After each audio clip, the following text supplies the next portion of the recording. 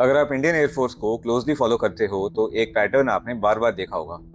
India नए fighters देखता है, रफाल खरीदता है, तेजस मार्क 1 और मार्क 2 को डेवलप करता है, आमका का ड्रीम देखता है, लेकिन एंड में इंडियन एयरफोर्स फिर वापस आता है एक एयरक्राफ्ट पर, द सुखोई 30 MKI। क्योंकि इंडियन एयरफोर्स के लिए सुखोई 30 MKI एक फाइटर जेट नहीं है, ये एक सेफेस्ट चॉइस है, ये एक सबसे प्रैक्टिकल ऑप्शन है और सबसे इंपॉर्टेंट, ये इंडियन एयरफोर्स की एक बैकबोन बनी हुई है। आज आईएएफ की सबसे बड़ी प्रॉब्लम क्या है? Squadron strength. Indian air force officially 42 fighter squadrons चाहता है, लेकिन करंट स्ट्रेंथ लगभग 30 के आसपास है। मिग 21 चले गए हैं, जगुआर चले गए हैं, मिराज 2000 के अभी 5-7 साल बाकी हैं, तेजस मार्क 2 का इंडक्शन काफ़ी दूर है अभी। इस सिचुएशन में सुखोई 30 MKI एक रेडीमेड आंसर बन जाता है। इंडिया के पास अराउंड 260 सुखोईस ऑलरेडी हैं। ये ऑलरेडी इंडियन एयरफोर्स का लार्जेस्ट कॉम्बैट फ्लीट है। सबसे इंपॉर्टेंट बात, ये एयरक्राफ्ट इंडिया में बिल्ड होता है। HAL नासिक फैसिलिटी में इसका प्रोडक्शन का इकोसिस्टम ऑलरेडी एग्जिस्ट करता है। सारे सप्लायर्स मैप्ड आउट हैं, सारे रॉ मटेरियल्स हमें पता है कि हमें कहाँ से लेने हैं। उसके बाद अब इंडियन एयरफोर्स की नज़र से देखोगे तो पायलट्स ट्रेंड हैं, ग्राउंड क्रू ट्रेंड है, मेंटेनेंस का इंफ्रास्ट्रक्चर बना हुआ है, सारे स्पेयर्स का जो सप्लाई चेन है वो ऑपरेशनल है। तो जब भी एयरफोर्स को क्विकली कॉम्बैट पावर इंक्रीज करनी होती है तो सुखोई एक ईजिएस्ट ऑप्शन बन जाता है। No new ecosystem, no fresh training pipeline, no massive integration headache. इसलिए इंडिया बार बार सुखोई 30 MKI पर रिटर्न करता है। और ऑनेस्टली स्पीकिंग, एयरक्राफ्ट भी काफ़ी रिलेवेंट है। देखो, मॉडर्न एयर कॉम्बैट सिर्फ एक स्टेल्थ का गेम नहीं है। रेंज मैटर करती है, पेलोड मैटर करता है, परसिस्टेंस मैटर करता है, जो ऑपरेशंस करने की कैपेसिटी है एग्जिस्टिंग टैक्टिक्स में वो मैटर करती है। और यहाँ पे सुखोई 30 का कोई जवाब नहीं है। कॉम्बैट रेडियस अराउंड 1500 किलोमीटर्स के ऊपर है, payload capacity on a good day 8 tons के ऊपर है, ट्विन इंजन प्लेटफॉर्म है, लॉन्ग एंड्योरेंस है, डॉग फाइट्स में तो इसका कोई कंपटीशन ही नहीं है। और इंडियन ज्योग्राफी को अगर आप देखोगे, हमारी ज्योग्राफी इतनी बड़ी है, हिमालयन सेक्टर्स आप इससे कवर कर सकते हो, इंडियन ओशंस में पूरा पेट्रोल कर सकते हो, डीप स्ट्राइक मिशंस को एग्जीक्यूट कर सकते हो। तो सुखोई 30 एक काफ़ी रेलेवेंट और काफ़ी केपेबल प्लेटफॉर्म है। इसलिए आप कुछ भी कह लो, कितने भी प्लेटफॉर्म्स देख लो, इंडियन एयरफोर्स सुखोई से दूर नहीं हटना चाहती है। अब आते हैं इससे रिलेटेड एक लेटेस्ट डेवलपमेंट पर। इंडिया अब 12 नए सुखोई 30 MKI एयरक्राफ्ट प्रोक्योर करना चाहती है। ये एयरक्राफ्ट HAL नासिक में बिल्ड होंगे, लेकिन यहाँ पे एक इंपॉर्टेंट डिटेल है, ये जो एयरक्राफ्ट होंगे ये कोई सुपर सुखोई पैकेज का पार्ट नहीं होंगे। ये एयरक्राफ्ट एसेंशियली जो हमने 20 साल पहले भी एयरक्राफ्ट बनाए थे उनसे काफ़ी सिमिलर होंगे।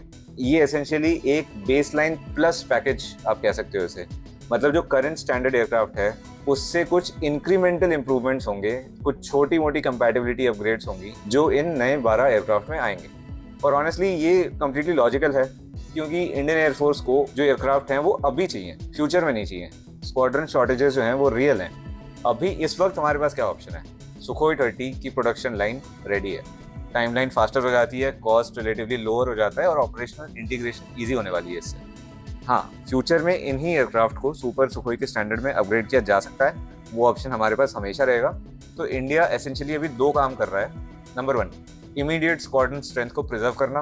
नंबर 2, फ्यूचर मॉडर्नाइजेशन पाथवे को मेंटेन करना। एक यहाँ पे बिगर स्टोरी अनफोल्ड हो रही है। कुछ रिपोर्ट्स ऐसे आ रहे हैं कि HAL ने इंडियन एयरफोर्स को बोला है कि हम आपको 72 एडिशनल सुखोई 30 MKIs बना के दे सकते हैं HAL नासिक की लाइन से।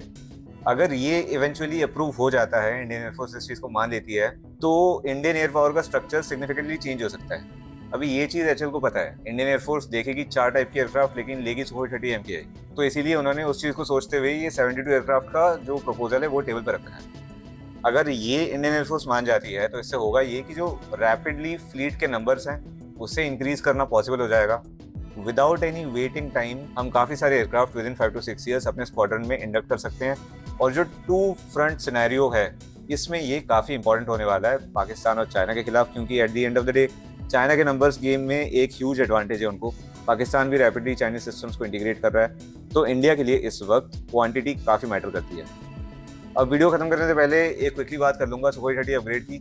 इसमें जो मेन ट्रांसफॉर्मेशन होने वाला है वो अपना विरूपक्षा AES रडार होने वाला है, एवियोनिक्स होने वाले हैं, mission computers, modern electronic warfare suit, improved cockpit, Indian weapons integration, ये सारी चीज़ें होने वाली हैं। ये आज नहीं होंगी, मेरे को लगता है कि एक ग्रेजुअल अपग्रेडेशन का प्रोसेस होगा।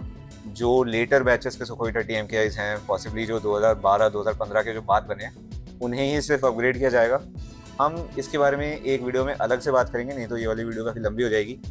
Coming back to today's video topic, India Sukhoi 30 MKI पर बार बार रिटर्न कर रहा है because Indian air force knows this aircraft, it trusts this aircraft, it can build this aircraft and it can sustain this aircraft. और current squadron crisis में trust matters बहुत ज़्यादा। तो ऑलराइट गाइज, अगर वीडियो पसंद आई है तो सब्सक्राइब कीजिए कॉम्बैट एविएशन लैब्स को, and I will see you in the next one.